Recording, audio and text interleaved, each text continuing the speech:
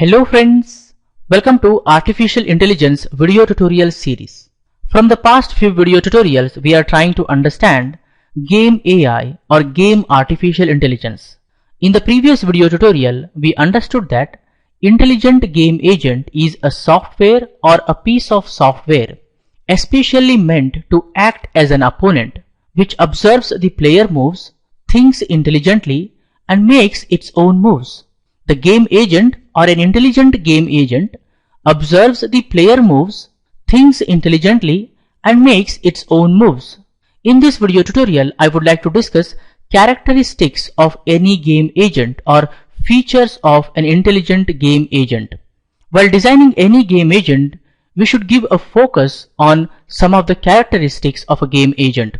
A game agent must provide an entertaining and engaging experience to the player.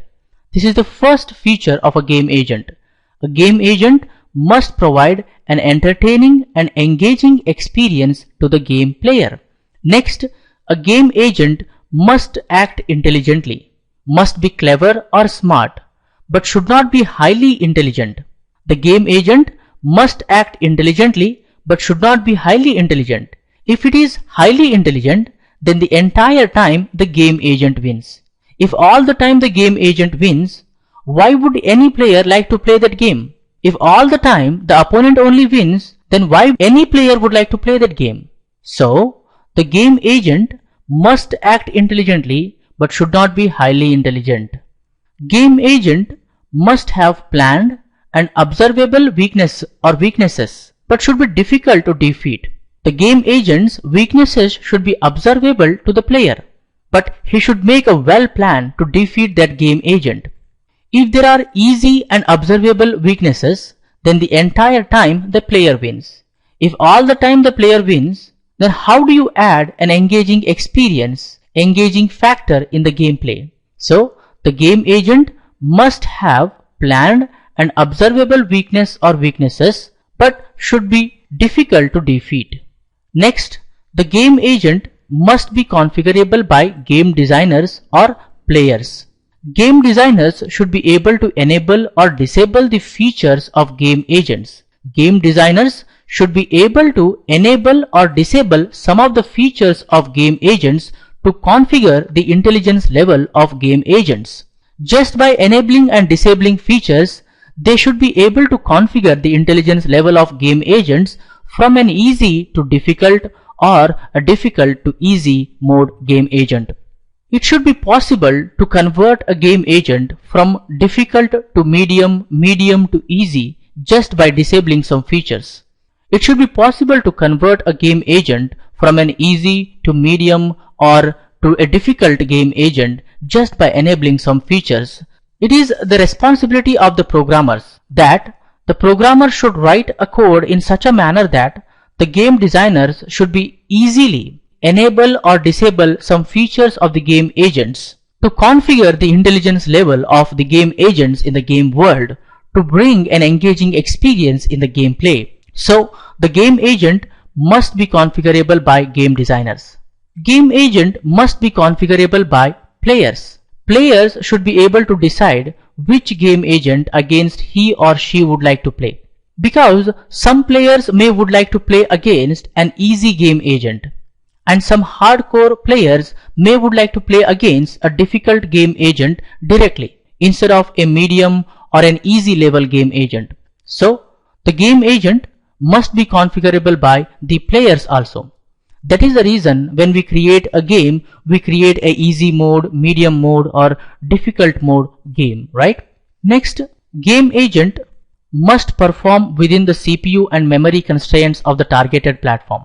The game agent must perform within the CPU and memory constraints of the targeted platform. Especially in low-end devices, we find less memory and less processor. It is not about only the low-end devices. We should think about CPU and memory constraints of the high-end devices also. We need to focus on the targeted platform, CPU and memory constraints because the game agents should not add delay in the gameplay experience at any time. The game agent must learn and improve over time. If possible, the game agents should be able to learn and evolve by themselves over time. You should be able to code a game agent which should be able to learn and evolve by itself and add an engaging experience in the game. Game agent must be appealing with respect to type of a game.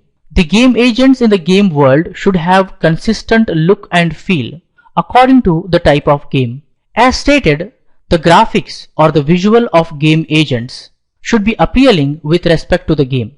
For example, if you are building a horror game, then the game agent's graphics or the visual should bring the fear or the horror feel. If you are building a game for fun, then the game agent's visual should bring the fun and entertaining feel.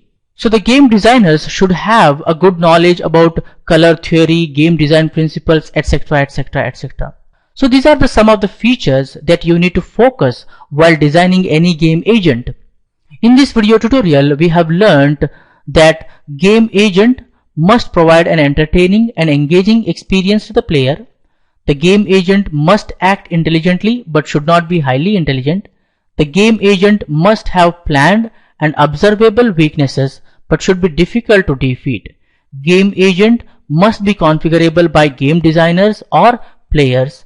Game agent must perform within the CPU and memory constraints of the targeted platform. Game agent must learn and improve over time. The game agent must be appealing with respect to the type of a game. I think for this video tutorial this much is enough, friends.